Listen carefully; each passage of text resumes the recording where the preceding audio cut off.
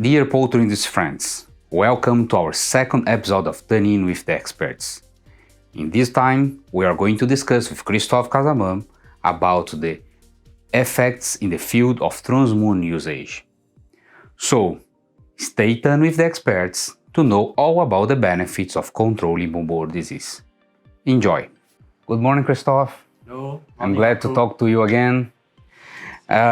So, Christophe, in the last episode, we discussed how the Gumboro vaccine works, especially the immune complex vaccines. And in that opportunity to explain us how the flocks will be protected against infections. Okay? So, can we consider that will be an impact on the replication of the virus as well and the spreading of the virus in the poultry house? Yes, that's exactly the one of the goals of this type of vaccination. Since, remember, we are dealing with a live vaccine strain, even though it's presented as an immune complex. But once it's released, then it's going to populate the Bursa fabricius, and from there, it's going to replicate and be ultimately shed into the environment. So, at the litter standpoint, there will be a kind of competition as well between the vaccine strain and the field strain. So indeed, and this is what we are observing in the different countries where we are running some monitoring surveys, that we are observing step by step displacement of the field strain and ultimately a replacement by the vaccine strain. So what we can expect as an effect on the Gumboro virus population in the litter in the short, medium and long term? We have really to regard it as a kind of long-term strategy to mitigate the risks of Gumboro disease infection and to, I would say, stabilize the population of field virus around a given flock. Again, remember, this virus is very resistant, so the battle is never over. It's a constant battle. But with this type of tool, you are indeed capable to minimize the amount of field strain to such an extent that you're going to work also on the possibility of infection of the next flock. That is going to be lower and lower. But can we expect a huge effect of changing population in just one flock, or it's something that takes a little bit longer usually? I would say it depends. It very much depends upon the customer, the situation, the epidemiological pressure, the litter management as well, and where do we start from. So in, let's say, I would say easy scenarios, it may turn out quite quickly. However, we do observe also in some situations in front of different types of viruses and again, different types of loads of viruses that it may take a while. I mean by that, few cycles, maybe 2, maybe 3 cycles, perhaps more sometimes, until we are capable to see the end of the tunnel, I would say. Okay, as you said, we have different situations in different countries, different customers, facing sometimes stronger challenge, sometimes a little bit milder challenge. What's your opinion about the adoption of the Transmune for the control of the Gumboro challenge? That's probably, as of today, the best option in order to run, as I mentioned, such kind of long-term protection strategy against this virus. We know that the disease itself can be displayed through a variety of different clinical signs and pathogenicity and losses. However, the virus is always there, and the virus is always, to some extent, capable to induce some immunosuppression. So that's why the final goal is to implement such type of effective and sustainable long-term strategy of fighting against this virus by using Transmune as an immune complex. So, and over time, the same farm receiving chicks vaccinated with immune complex vaccine as Transmune, was the effect that expected?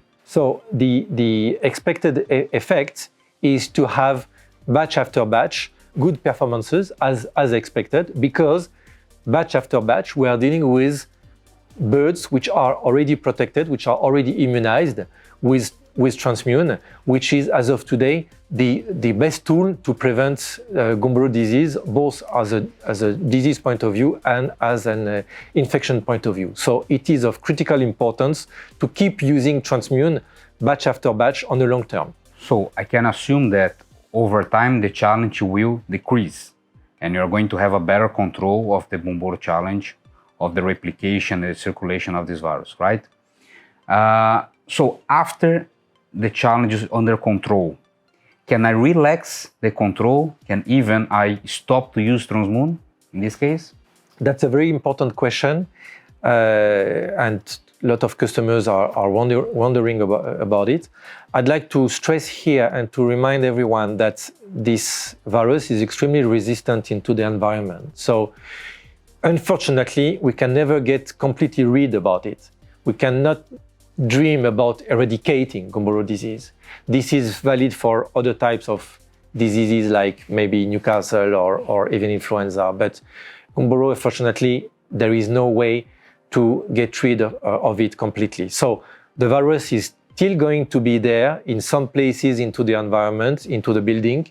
So the enemy is still at the gate, waiting for any opportunity to jump on your chickens whenever there is a kind of relaxing attitude towards the vaccination policy. So no any relaxing attitude. We must keep on using Transmune batch after batch.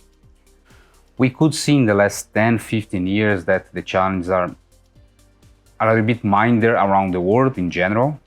But apparently we are going to still need to control the disease along the years, along the time. Do you see that any moment we are going to not have Gumboro challenge anymore, or is still always important to keep it in mind? Even though we are observing some changes in the pathogenicity of the virus, in the clinical manifestation of the disease, that's true. This virus is evolving to some extent. However, it is still there. And we know, thanks to our global survey, that we can find it nearly in every country around the world, including in some remote islands. So it is there. And remember that regardless the pathogenic, I would say, makeup or expression of this virus, still there will be some immunosuppression behind. So the performances, even though perhaps they will be regarded as good or fair, but they can be better, because actually sometimes the customer is not totally aware that his flocks are experiencing some level of immunosuppression. And until we are able to fix this issue, then the customer don't see that he can indeed improve his or her performances. So that's why it's important to keep on fighting against this virus, regardless its pathogenic outcome, by applying the proper strategy against it in order to improve your performances cycle after cycle. So I understand from our talk that monitoring is essential to understand the challenge, and this way is going to be the first step to really control the disease, right? That's correct. That's correct. Monitoring is usually what we are advising to start and to continue as well. To start with will help you to know at which status you are in terms of virus load into the environment, type of virus you are dealing with. So by itself, in terms of epidemiological information, it's quite interesting. And obviously, upon introduction of Transmune into your chicken houses, then it will be about monitoring that indeed the vaccine is able to populate your chickens faster and in a better way than the field virus does, and ultimately is able to displace the field virus from your chicken flocks. So I would like to conclude this second episode.